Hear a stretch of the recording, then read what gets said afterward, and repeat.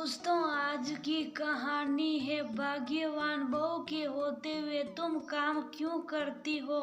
दोस्तों, कहानी शुरू करने से पहले अगर आपने चैनल को सब्सक्राइब नहीं किया हो तो कर लीजिए ताकि आपके पास पहुंच सके हर नया वीडियो। उठ जाओ, बबलू की अम्मा, सूरज सिर पर सड़ आया है। मैं शेर करके भी आ गया। कब तक सोती रहोगी। आज पार्क में तुम्हारी वह खास सहेली मिली थी। पूछ रही थी या यूं कहूँ कि ताने मार रही थी। भाई साहब, अब तो घर में बहू आ गई है क्या अभी भी अमिता को सुबह के कामों से फुर्सत नहीं।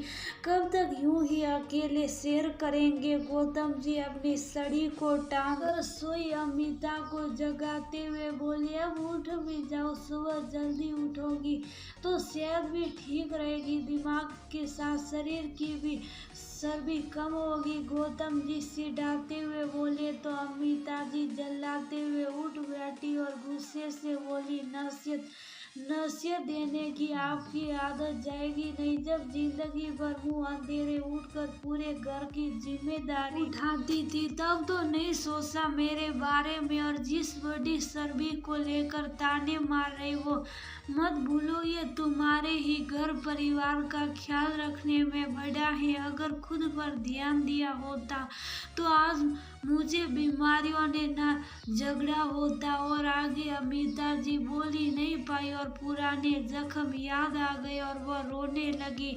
ओम तुमसे तो मजाक करना भी दूभर है।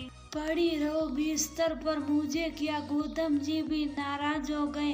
हाँ, आपको क्यों मेरी चिंता होने लगी। अमिता और चिढ़कर बोली और बाथरूम में चली। नाश्ते की टेबल पर गौतम जी बैठे बबलू के साथ नाश्ता कर रहे थे और बबलू उन्हें अपने नए प्रोजेक्ट के बारे में बता रहा था।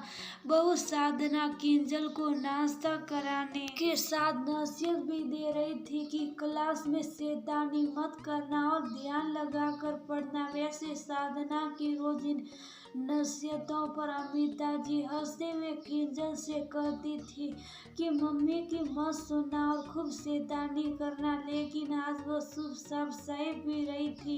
साधना और किंजल समझ गए कि आज दादा दादी में सुबह ही झगड़ा हो गया। मम्मी जी, मैं किंजल को नीचे बस स्टॉप पर छोड़कर आती हूँ।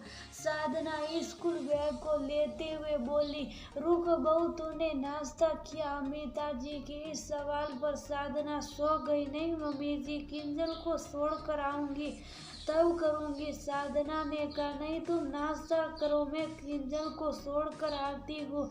अमिता जी ने साधना के हाथ से बैग लिया और किंजल के साथ चली गई। साधना को आलस्य तो हुआ लेकिन उसे अच्छा भी लगा क्योंकि उसे भूख तो लगी थी। उसने मुस्कुराकर धीरे से सिर हिलाया तो अमिता जी भी हौले से मुस्कुरा दी। जब तक अमिता जी किंजल को छोड़कर आई उन्होंने देखा गौतम जी आराम कुर्सी पर सो रहे थे। बबलू भी अपना टिफिन लैपटॉप लेकर निकलने की तैयारी में था और साधना मशीन में कपड़े धो रही थी। अमिता जी कुछ देर तक साधना को देखती रही और फिर किचन में चली गई। किचन से बर्तनों की आवाज़ सुन साधना किचन में गई तो वहाँ अमिता जी को खाने की तैयारी करते देख हैरान रह गई। मम्मी जी, आप ये क्या कर रही हैं। बात क्या है मम्मी जी, आप आज सुबह से ही बहुत चुप है। मुझसे कोई गलती हो गई क्या। ये बात तुझे खाने में क्या पसंद है। साधना के सवाल का जवाब देने की जगह अमिता जी ने उससे ही सवाल कर दिया। मुझे आपके साथ की गट्टे की सब्जी और बूंदे खीरी की रायता का पसंद है। साधना हिचकिचाते हुए बोली। ठीक है, तुम बाकी काम खत्म कर लो, आज खाना मैं बनाऊंगी। अमिता जी डिब्बे से बेसन निकालते हुए कहा। साधना को समझ ही नहीं आ रहा था कि क्या बात हो गई। उसे वही खड़ा देख अमिता जी बोली, क्या हुआ, कुछ और भी खाना है। साधना ने नहीं में सिर हिलाया। तो जाओ बाहर का काम देखो, मैं किचन संभाल लूंगी। अमिता जी जल्दी जल्दी हाथ चलाते हुए बोली। साधना किचन से बाहर आ गई और कपड़े धोते हुए सोचने लगी, मम्मी जी को आज क्या हो गया। लगता है पापा जी से किसी बात पर बहस हो गई, क्योंकि कल रात सोते समय तो बहुत खुश थी। दोपहर का समय हो गया, गौतम जी किंजल को बस स्टॉप से लेकर आ गए। अमिता जी ने गौतम जी, साधना और किंजल को खाने के लिए बुलाया। खाने की टेबल पर गौतम जी एक एक बाउल खोलते और फिर मुंह बनाकर बंद कर देते। बहू आज ये क्या बना दिया, मेरी पसंद का तो कुछ भी नहीं है। और ये गट्टे की सब्जी और तोरई कौन खाता, तुमने भिंडी नहीं बनाई। गौतम जी नाराजगी से बोले, ये गट्टे की सब्जी बहू के लिए बनी है और तोरई मुझे पसंद है, आज आपको भी यही खाना होगा। अमिता जी ने गौतम जी की प्लेट लगाई और उनके सामने रख दिया। गौतम जी ने कनखियों से अमिता जी को देखा और चुपचाप खाने लगे। रोज भरपेट खाने वाले गौतम जी ने बस 2 रोटी खाई और पेट भर गया बोलकर उठ गए।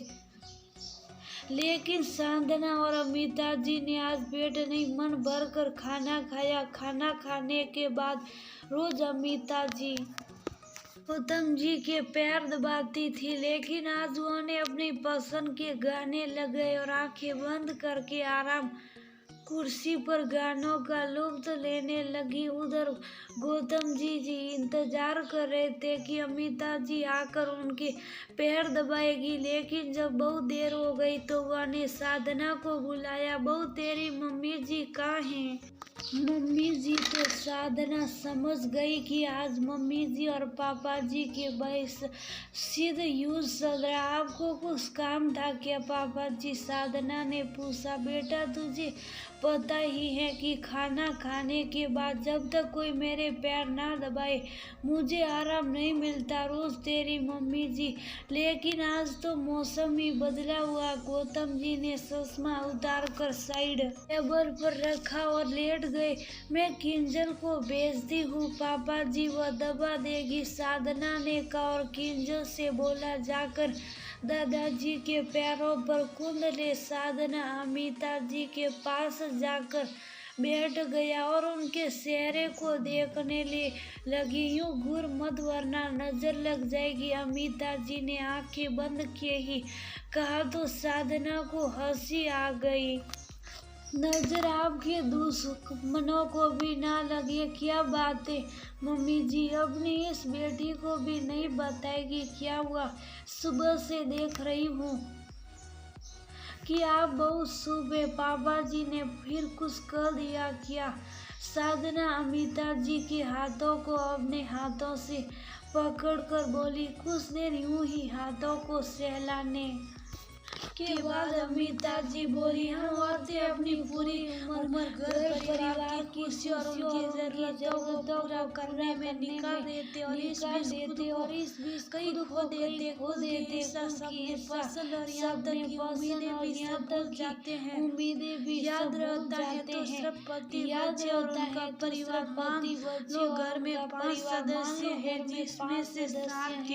जिसमें से 4 के पसंद का अलग अलग नाश्ता खाना रोज बनता हो, लेकिन 5वें सदस्य की पसंद का नाश्ता खाना कभी नहीं बनेगा और किसी को इंटरेस्ट भी नहीं है कि उसकी पसंद क्या है। सारों की पसंद को ही वह अपनी पसंद बना लेती हैं, इसमें कोई गलत भी नहीं है। खुद की सेहत को नज़रअंदाज करके कभी पति के लिए, कभी बच्चों के लिए, कभी ससुराल वालों के ऊँट पटांग नखरे सब सही। फिर एक समय आता है जब आपकी सेहत आपका साथ नहीं देती, तब यही पति और बच्चे आपको नसीहतें देने लगते हैं।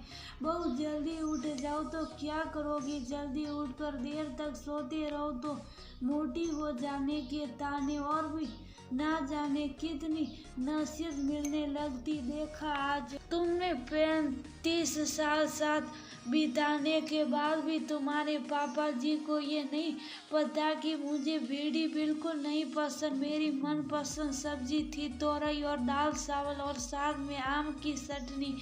ऐसे ही ना जाने कितनी पसंद को तिला जली दे दी। आज एक सास नहीं, औरत नहीं, नसीहत सुन, कभी भी अपनी पसंद से समझौता मत करना। सबकी पसंद का रोज बनाती हो तो एक दिन खुद की पसंद का बनाओ और सबको हक से बताओ कि क्या चीजें तुम्हें नापसंद है।